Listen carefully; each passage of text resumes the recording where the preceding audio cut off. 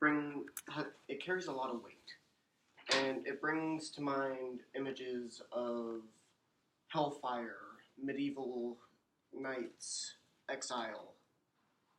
Uh, my grandfather told me a story when I was young of excommunication, but it wasn't from hundreds of years ago.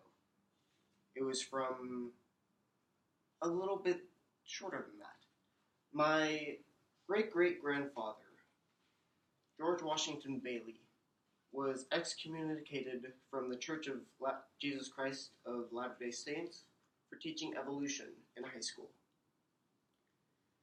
George Washington Bailey was born in 1878, the only child of Mormon pioneer George Washington Bailey and Cynthia Bailey. He grew up in Salt Lake City and was a member of the Mormon Church. Sometime before 1900, he married Hazel Elizabeth Jones, and they had 5 children, the fourth of which was my great-grandfather.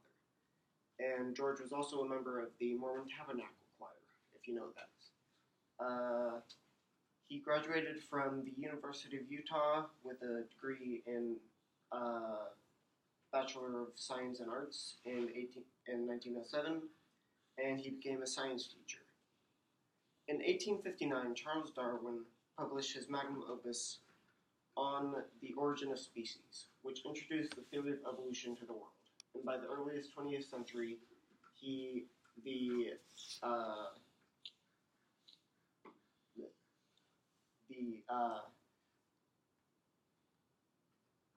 was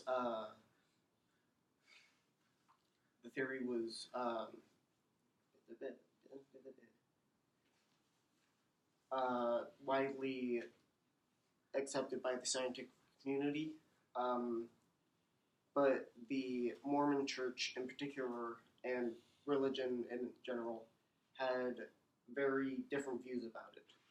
The Mormon Church published multiple statements on how evolution was false due to its contradiction with the story of Adam and Eve, and with Adam being created in God's own image.